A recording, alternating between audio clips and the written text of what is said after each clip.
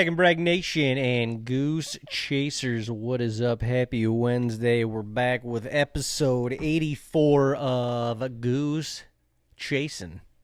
84. And we finally got some boots on the ground up at Camp Cutlet. Oh, it was much needed after this treacherous winter. Yeah, and we found a lot of carcasses, all yearling carcasses, which we knew we were going to find based on the wintertime, based on the deep snowfall. We were a little nervous. Honestly, what do we find? It was like 10 or 11 total carcasses just on our properties. Yeah, I think 10. And honestly, it was not as much as I would have. No, I thought we were going to find more, so I was not pleasantly surprised. That's still a big number, but yeah, I thought it was going to be more. But we got some boots on the ground. We found some sheds. It's always good to dip into the ground, especially some of the parts of the property that we don't go on throughout most of the year. Really, the only times we go on them are during shed season. Yeah. So it's kind of cool to be able to go in there, see, the activity that's going on in there, see the sign, kind of, start building the landscape, so to speak, for this upcoming season. That's what I like, honestly, the best. Sometimes I'm like, oh, I got to look for sheds now. But I'm looking at, how to improve bedding area, or just things you can do to improve the terrain and just make it more, likable, suitable for the deer. Try to hold more, I don't know. That's why it's, to me, it's hard to shed hunt at camp. It's hard regardless because, there's so many things going on in your mind. Yeah, the big hardwoods of New York poses its own challenges regardless. But when you're on your own piece of property, and especially one that you spend so much time managing the land and managing the deer, you're almost more inclined to have that at the forefront of your mind. You are. And the sheds are secondary. Yeah. So we were walking on a couple sunny days, and I guarantee you, we found a pretty good amount. I think in the 2 days, which was probably realistically 2 half days that we actually walked, a little short of 10 miles, I think, between the two of them, we found 13 sheds, but how many we walked past or walked over or just completely missed just based on the fact that we were just so in the land management and deer management mode you miss them anyway, but yeah, when you're in that mode, it's a whole different level. Well, hence the biggest one you found almost went through your boot. Oh my gosh, dude, it was insane. I was so not looking at that point because, and that was actually on a neighboring piece that we got permission to just to shed hunt. Yeah. We don't have permission to hunt it all. We used to hunt it back in the day when Dean and I were growing up. So as we're walking through these hills, the nostalgia of it all is just for me was just racing through me. And I'm just in la la land, yeah. Old memories, old stories, old hunts are, passing through my head. And I'm just, most of the time I'm stopping and just looking around and being like, man, was this the tree that we were sitting up against? Or was it that one over there? Or this was not even when we were hunting. This was when Dad was hunting. Exactly. And this is when we were first. That's what I said. We were just tag-alongs. When it was. So you're remembering as a kid. 20 plus 25 years just ago. Even crazy. You're trying to formulate your child, literally sub 10-year-old memories. Right. Literally anywhere from 7 to probably 14 is when you can legally hunt with a bow in New York as a non-resident. And so that's when we really started bow hunting up there. So it was there was a 7-year period that's just, for me, is just flowing through my mind. Yeah. This is insane. And not to mention, the landscape changes a little bit, but oh, it comes right back to you though. When you're it's there, all the the same. Wow. It's It's just it was wild. And some of the hunts that I was just running through my memory, one in particular, and it was weird how it hit me because I knew where I was, but I kind of didn't know where I was on the map. And I come up over this hill, and like it was just like getting socked in the face. I'm like, this is where Uncle Jay and I were sitting, and it was a hunt where he and I, we were pushing the creek bottom, and we were like the two guys that went in the deepest. And when we came up over the hill, like, and as soon as I came up over this hill, I remember we kicked up a buck in the little valley to our left, and it ran down into the, like, back into the bottom where the drivers were coming from. And we literally, no sooner did we get set up in our spot, and we're way up on this hill, like steep hill, looking down into this creek bottom ravine, and it was all snow covered. I see this friggin' stud of a buck. Big buck. That, you know, one of the two big ones that were running around on the hill that year. That specific year. I see him, and I'm like, Uncle Jeffrey, big buck. Well, what happened was he must have got kicked up from the drivers, and he was coming like pretty much right to us. And I just kind of pointed down to where I saw him, and I think what happened was the other buck that we had kicked up back down into the bottom, like maybe saw him coming or whatever, and like followed him in. Well, Uncle Jay saw that buck, which was significantly smaller after we all figured this out, and he shot, and I watched the big one wheel around and run off, and then once the drive ended, we went down to where he shot, and I'm like, this isn't where the deer was that I saw. And he's like, what do you mean? He was standing right here. And there was blood right away when he shot. Yeah. And he's like, you know, it was like I think it was him, Dad, and I standing down there, and everybody was confused. I'm like, no. The deer that I saw was over here. Was over there. And so we went over there, and you could see the fresh tracks in the snow of this deer coming. Like, they didn't believe me that I had seen, you know, I was so young at that point, and they didn't believe me that I had seen, like, literally a really, really nice buck. And Uncle Jeffrey's like, no, it was like a basket 8. I'm like, no. This was not a 2.5-year-old basket 8 point. Like, this was a bruiser of a buck.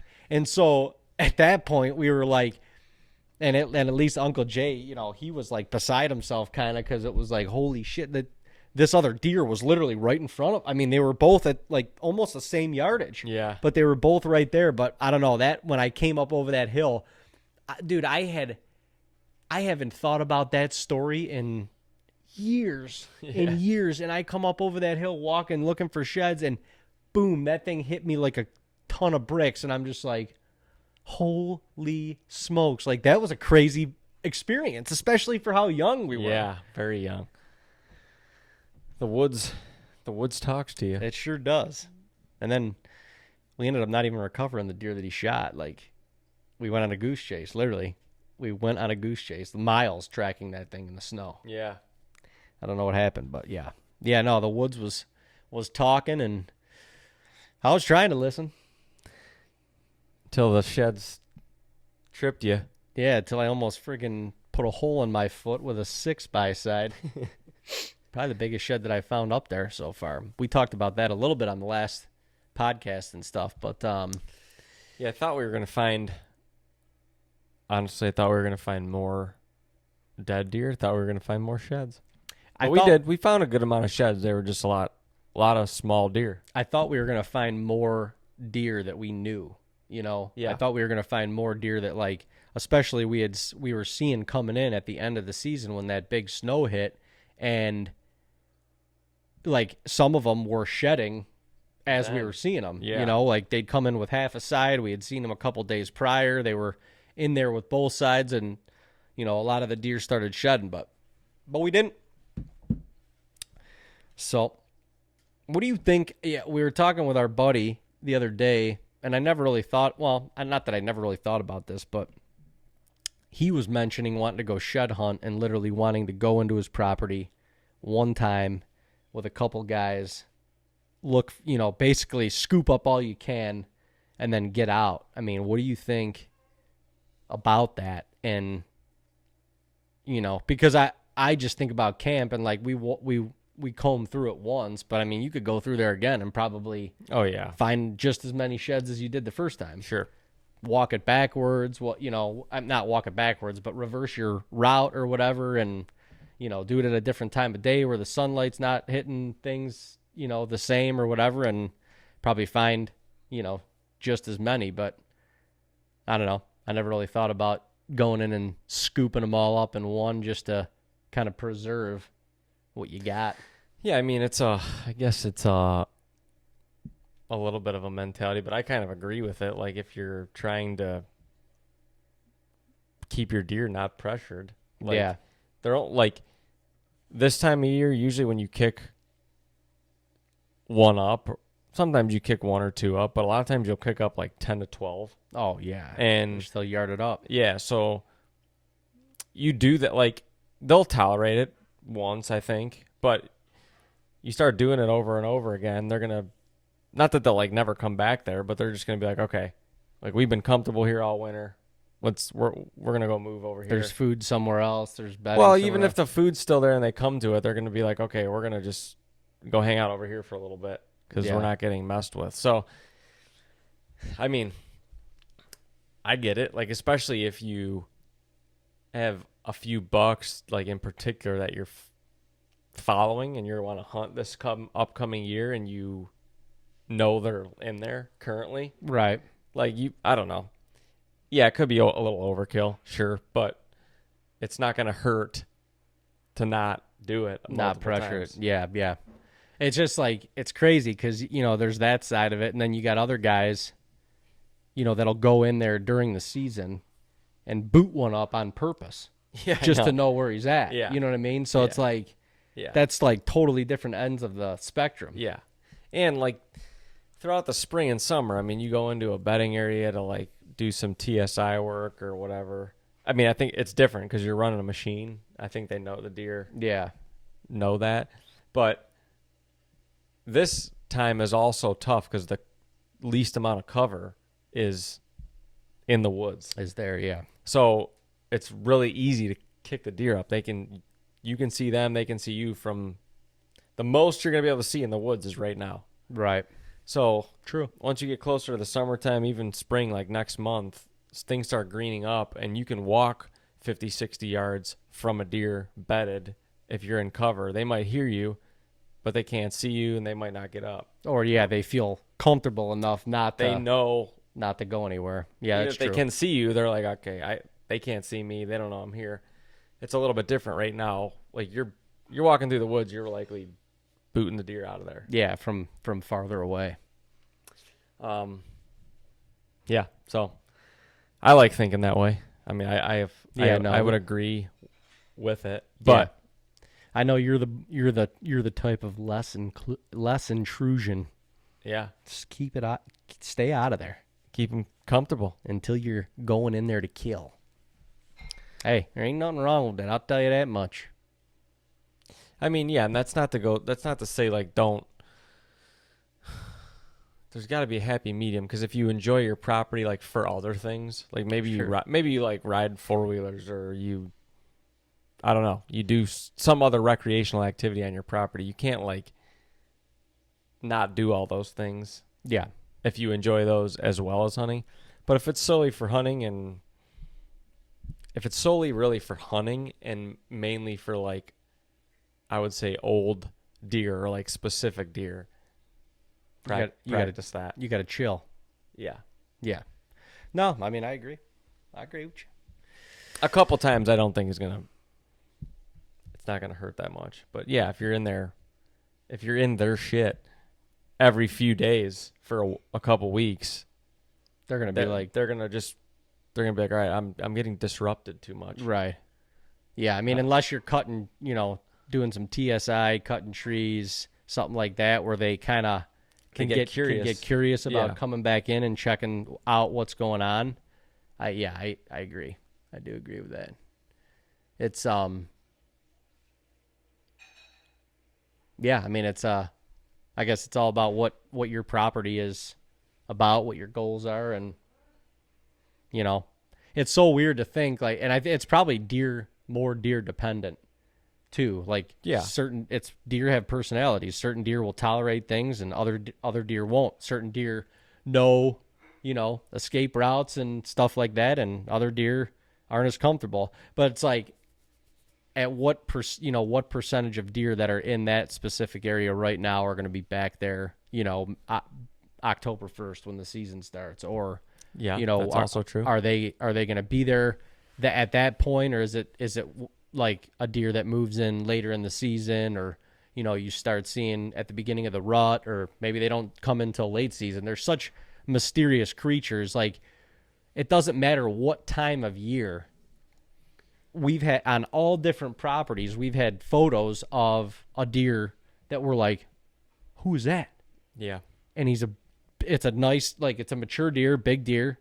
You get 1 or 2 photos of them, or 1 day's worth of photos of them. Never again. Never again. It's like, what the heck? What was that about? Yeah. Where was he going? What was he doing? He was passing through. I mean, you would think he was passing through, or you'd be getting pictures of him again. Yeah, and it's funny because that does happen. It happens in the rut probably most frequently, but it also happens like random times of the year. There's always like velvet pictures of a random big deer, and you're just like, oh, is he moving in? Or he's got to be moving in. Then you never see him again. That's the same thing as late season. Late season the same way, If you got a good food source, all of a sudden you're like, holy smokes, who is that? And then, like, they'll eat. For a day, maybe. And then you won't see him again. You won't see him again, Like, what? Yeah, it is really strange. But they're usually just in a transition time, maybe. You're like, they're going from a core area to a core area, like a winter ground to a spring ground or something like that. But some deer, at the same time, some deer kind of keep their area the same all year. They might move a half mile up this way or up that way, but then they conjugate back to their core. Right. Some of them don't move at all. Yeah. I guess it's mysterious creatures. They are. We'll never figure them out. We never will. But moving on now to another game animal. The turkey. The elusive bird. I got to get my mouth call out, and man, I don't know if I'll ever figure that thing out. I won't. I don't think I'll ever figure it out. I've got like 20 different ones. You think it's the call. It's not the call. It's you. Well, but I like, the hardest part is people try and teach that. Yeah, you can't get inside someone's mouth. No, they're like, just make this noise. Say yip into the left side of your reed. Left side? I don't even know how to do it to the whole reed. I don't even understand left, what side, the top whatever. and the bottom of the call is. No, it's like, geez, oh Does man. the logo go up or down? Virga, where you at? That's probably going to be a good time to learn a little bit about that, because we do a lot of driving, and I'll sit there in the car and harp on that thing all the time, and it doesn't get any better, and it doesn't get any worse. See, mine, I don't know.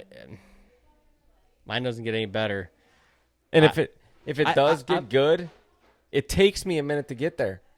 So you can't get there in the woods. Right, exactly. And it's so different when you're driving and you have the confidence to just like, there's no pressure. Let it rip. Yeah. Where in the woods, you're like kind of trying to be quiet. You're timid. Like, yeah.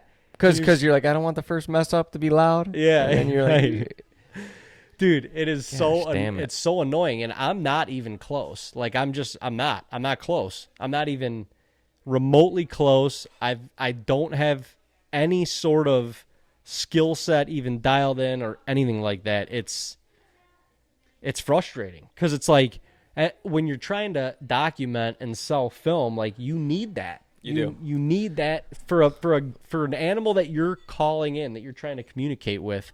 You got to be able to do it with your mouth, because both of your hands are full most of the time. Yeah, but I will say that it's a lot.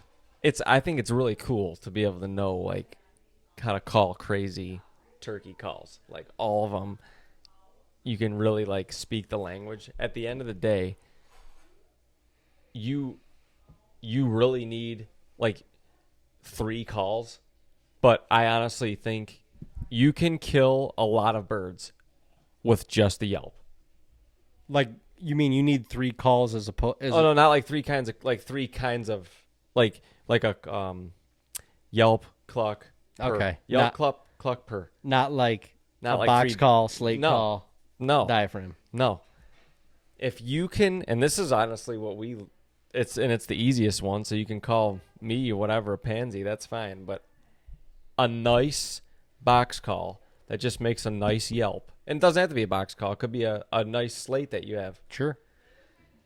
If you can get a nice yelp out of that, you can kill birds. What is a nice yelp? Honestly, just Yep. I would say just be able to yelp in several different like volumes. Okay. I follow a few old timer turkey callers, like guys that you could tell like this guy's killed 300 birds in his life at least.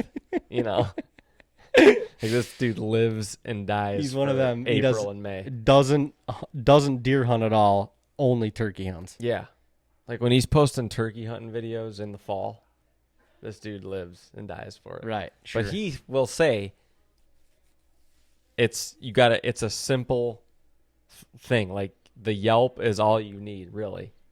And then he'll say a couple other basics, but he is like yelp is all you need. And then I'm assuming you're kind of temperature checking him as far as like how much do you give him, how much do you take back? Yeah, and things that I've learned just through watching this is if you get a response right away from a yelp or whatever you're doing to try to get a bird to gobble. Yeah. If they respond quickly, you have a workable bird. Sure. Okay. If you do a bunch of stuff and then there's like a delayed thing, like a delayed time and then a gobble, and then maybe you do it again because you get excited, like, oh, he gobbled. And then you call again and then nothing. Like, that bird is not saying it's not workable, but he's going to be tough. He's probably with hens. Sure. Likely with hens. Or he's just not fired up. Like, it's not. These birds, they can literally change their temperature in a minute. Yeah. So. Yeah, that's true. I mean, you get in a lot of situations where you're like, the hell's going on? All of a sudden you hit a call and they're fired up, and 2 minutes later you kill them. Yeah. I mean, it's just, that's the cool thing about turkey hunting is there'll be bird 300 yards away.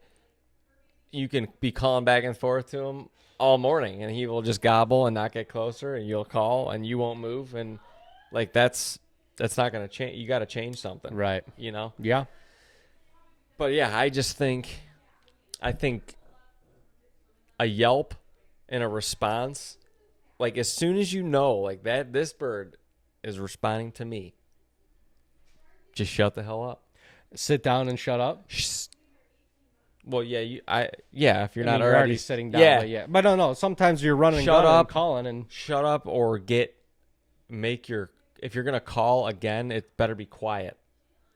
Not loud. It's like you're going away. Not even that you're going away. Just make him pinpoint the noise. Make right. him pinpoint the tree. He will.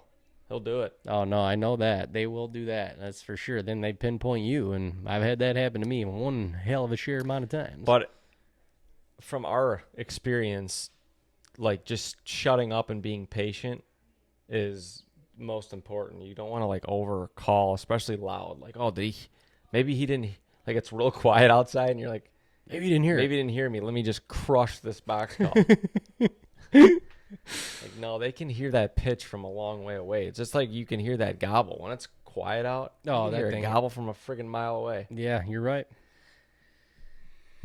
Gosh, those stupid birds are so fun to chase. Those stupid birds are so smart.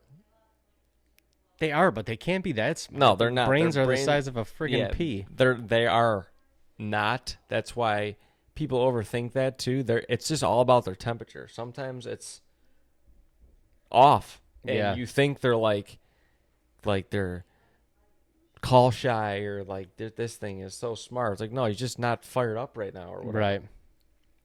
But we were just talking about decoy hunting, which is something we love to do. It's really the only thing that we do. Yeah. Particularly because when you're filming, two things. Number one, it can make for awesome footage. Oh, absolutely. Like, yeah, just fun. When they come in and wreck a decoy, It's awesome. it's pretty badass. But too, when you are filming, these birds' depth perception in HD vision is just insane, and they just are so good at seeing your setup. So what a decoy does is just it takes the attention off. Like if you're hunting a little food plot, which is normally how we like to set up, is on a field or some type of food plot, so that the decoys are viewable, seeable. Sure. But if they're coming into the plot or whatever, maybe it's a logging road. Those are great decoy setups too.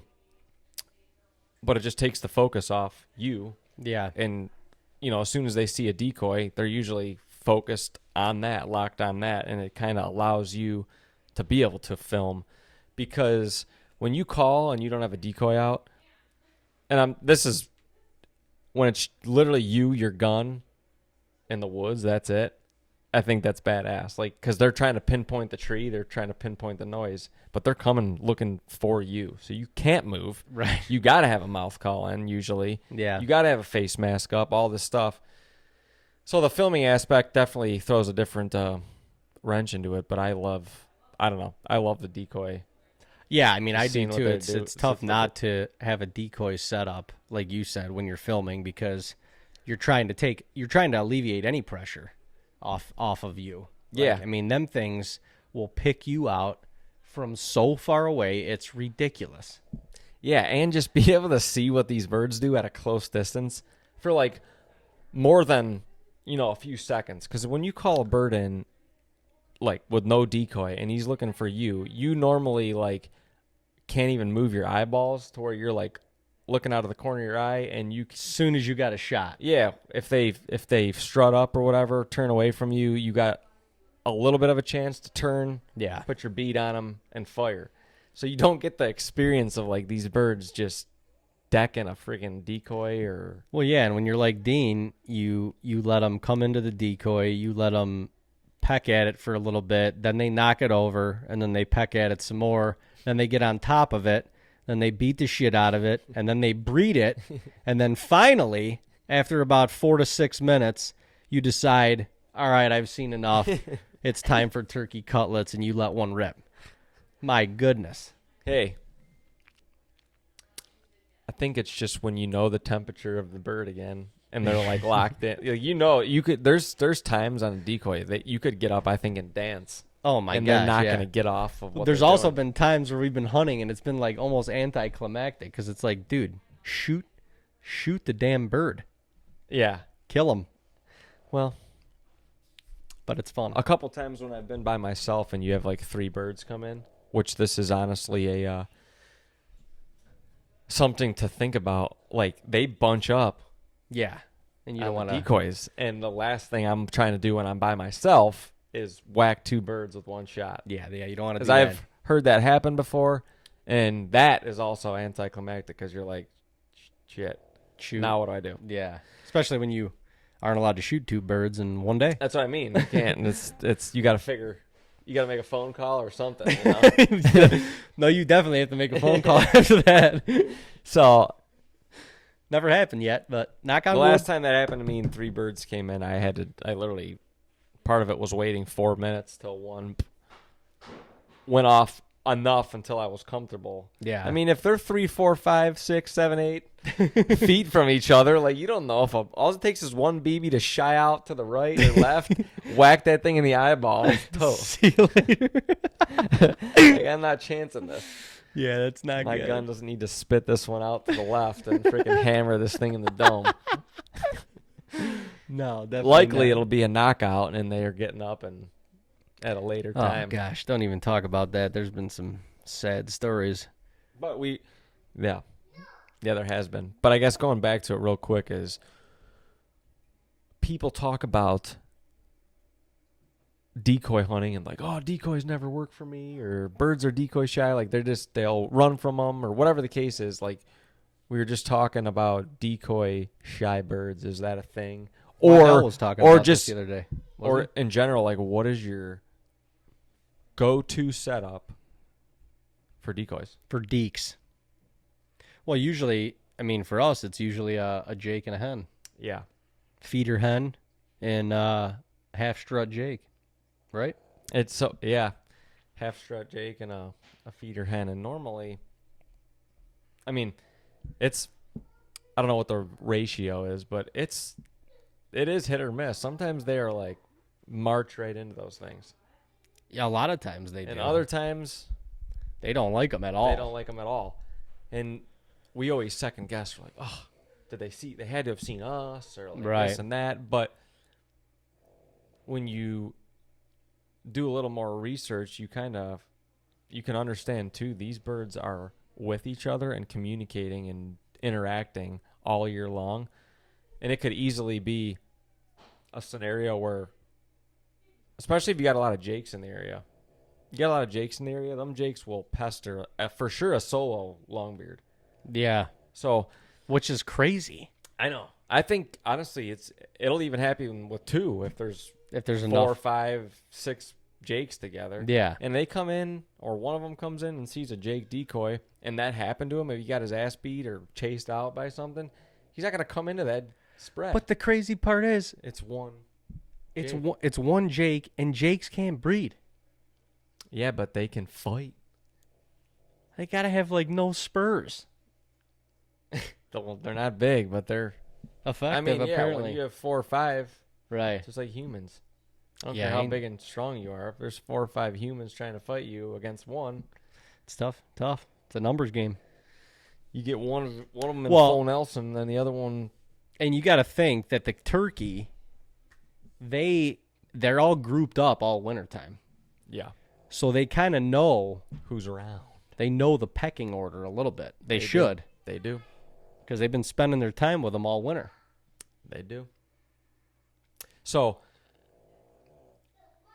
last year's hatch is coming out fighting. I guess, so long story short, to answer that, the best thing to do, in my opinion, to increase your odds is just to know, like, try to know the birds in the setup. Like, if you have some birds roosted and you're going to hunt a decoy setup, if you can't, like, it's beneficial to know, like, hey, there's 3 longbeards in this group, or it's just a longbeard and, like, 2 Jakes or something like that. Or whatever. Or it's just a longbeard. Maybe he's got hens with him, maybe he doesn't. It helps to know all these things because you can play your decoy setup off of that. If it's a solo, or you have a lot of Jakes around, sometimes maybe it's good to just put hens out. Like a couple hens, you think? Hens, just hens. I don't think the number matters. Really? But I don't. It's a non-intimidation thing. Okay. For the longbeard. Okay. If he's gotten his rear end kicked. We're talking to Michael Waddell Jr. I'm just on going this off. podcast. I don't have a lot of turkey. Well, I shouldn't say I don't have a lot of turkey experience. We have a good amount of turkey experience. About 10 years probably under our belt at this point. From what we have experienced. It's not good.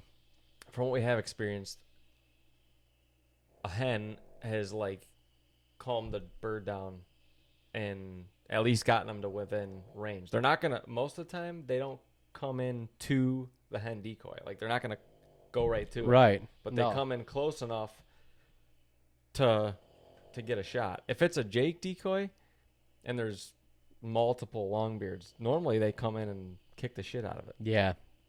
It's crazy to think about that because last year when I pulled the old, what did we call that? In Tennessee, when I put the decoy out? The slingshot? Maybe it was a slingshot, yeah. So I put a hen decoy, like, relay? I don't know. Way closer to where I knew he normally would come out at. Catapult? And then I had a Jake decoy, like, in front of me, but I also had the fan. And so when he came, I got him working in, and I knew his behavior because it did this for like a week and a half, and he did the same damn thing. Yeah. And he came out way up in front in this guy's front yard, like a couple hundred yards away, and he would just strut in his front yard. And I'm all the way in the back, like kind of at the edge of the woods, whatever, and like he wouldn't come back there. Yeah. So I set the hen decoy up like halfway between me and him. Which was a little knoll. So he could see it. And then I was calling, he gobbled, he's firing up to my calls, but there's a fence. I'm sitting right on a fence. Like, there was a lot of obstacles in my favor or not in my favor. Yeah. And so when he came out and he saw the hen, because normally he came out with hens. So he came out, he saw the hen, and then I flipped the fan to him. Like, I had a fan that from the year before turkey, and I flipped the fan to him. So, that was another probably 80 yards back from where the hen was. Yeah. And then the Jake decoy was another 20 yards past me. So he saw the hen. I flipped the fan to him. He probably thought it was a gobbler. He probably thought it was a longbeard. He came into the hen. He strutted around her. I'm dipped into the bushes, and now he's coming to fight the other decoy, but he probably thought it was a longbeard at that point, because he was a solo bird, I guess is what I'm saying, to your point. But I just, the old slingshot, I coaxed him right in. That was awesome. Yeah. Freaking thing ended up in my lap. It is awesome when it works out, but it's so funny. It seems so not seem so easy. It just, when it works so good. But how long did it take you to hunt that specific bird for that to work? Dude, it was like 3 weeks. We had him opening day of the season. Yeah. And again, this is a whole nother topic too. We kind of talked about there's three sizes of birds. All these people that are like, oh, we got this 4 or 5 year old bird or whatever. Daddy long spur. Like, this is no, there's Jakes, longbeards, and limb hangers. I like that. There's 3 sizes of birds. We don't need to know anything else besides Jakes, longbeards, and limb hangers. Limb hangers. But this particular bird was a limb hanger. Oh, he was a limb hanger. Yeah. He was tough to get off the limb. Yeah. He was almost curling around the limb. Dude, there was a wind. I hung him on the limb after I killed him. There was a wind. And he was swinging. As if he was on like a swing. Wouldn't come off. I mean, that was a limb hanger. True limb hanger. That was a ancient it was awesome. That was my definitely my biggest bird that I've killed. Yeah, that thing, I mean, the spurs look like velociraptor claws. You could hurt somebody with them. Yeah. He was an old wise bastard, but I got him. You don't see too many of those, at least not where we are. No, not. I mean, the one that you shot last year was a. Well, yeah, that was big. That was a New York limb hanger. Yeah, it was. I put him on a limb. And there's not too many limb hangers up there. Couldn't do it in an 8 mile an hour breeze, but I put him out there. He hung up there for a minute. No, that was a nice bird. But yeah, it's just crazy how some days you're just like, why did it take 3 weeks for that to work that good? Yeah, it's all about the right temperature and your setup. Like, you've got to have, you've got to think outside the box a little bit. I think. Because you could set the decoys up right next to each other, but it doesn't have to be that way. Like in this scenario, and we had talked about it, like we were trying to get, Dean was helping me get into this bird's head from 500 miles away. I'm how the hell do I kill this damn thing? He won't I called him right up to this fence, literally right. I'm sitting. That's what we call it. The baton. The baton. That was it. Like past the baton. Yeah, that was it. That was it. The baton. Because we needed to get that bird to a certain spot and then get him to the next spot. Well, because we knew if we could get him to the certain spot, he's coming. Yeah. To the next spot, or he should be coming. Yeah. And we had a camera sitting out, like literally 20 yards in front of where I would normally, where I was set up, and I had a sick little setup back in these bushes. Like, if he came right in front of me, he was not seeing me. Yeah. Like, it was just a little nook in there. It was perfect. But it was like every time I would go down there, I'd sit till like 10:30, 11 o'clock, and then 12:30, he's right on the camera. But I'm calling to him all morning, and he's answering, or I'm watching him strut in the friggin' front yard, and he's answering me the whole time. And then all of a sudden, my truck pulls out an hour later. There he is, right in front of the camera. I'm like, this bastard's not scared of coming right here. No. He knows. And not to mention, this property was a 55-minute drive from where I'm at. where you live. So it was not like, And let's just go run down the road and try to hunt this bird. Like, it was some serious time and effort. And it was a 25-acre chunk, but like the back 12 to 15 acres of it was what you could really actually hunt. Yeah. And that was it was thick. That was a dense thicket. Like, you had to get there's a cut trail around the whole outer portion of it. That was really, once the foliage started coming in, that was the only place you could really hunt. But the hens were nesting in there All a lot. the time. Yeah. So the longbeards were like midday doing circles around this thicket. Kinda. Yeah. It was weird. It was like bucks. Right. It was exactly what it was like. And there was a lot of birds there. I heard at least 5 other birds get killed in the first week of the season. Yeah, and you're like, up here, you'd be like, you're done. This area's shot up. And they just kept coming. They kept coming. Yeah, it was nuts. That place manufactured birds. It was insane. Tennessee is a special. It is a turkey special. place. It is a special turkey place. There's no doubt about it. I mean, it's a game-rich environment, regardless. It is, but they have probably great nesting opportunities, and just the weather is perfect for for their survival rates. Yep. You come up to New York and get buried in 6 feet of snow. Mm-hmm. The turkeys walk right on top of it. We found that out. Yeah. But food is scarce. Food is scarce and weather's tough. But looking forward, we're about 2 weeks away from it's kind of crazy. getting after some birdies. It's kind of crazy. Gotta pattern that gun, that Charles Daly. I can't wait to just Sock rock the hillsides. I know. I love pulling that trigger, man. It's so fun. Usually twice. Last year, it was twice, which I'm not proud of, but it is what it is. Anyway, we'll close her down there, folks. We appreciate y'all sticking around for another episode of Goose Chasing. Next week, we're going to have a special guest on here. Oh, yeah. Special guest on Goose Chasing. We're going to start getting more visitors on here, which is fun. It'll be fun. I'm excited for that. Yeah. But anyway, wait, come back next week. See who that special guest is. For now, you guys have yourself a fantastic week. If you don't already, subscribe to the channel. Follow us on Facebook, Instagram, TikTok, and X, kind of. Ish. Spotify. And, we'll see you next week on another episode of Goose Chasing. Love y'all. God bless.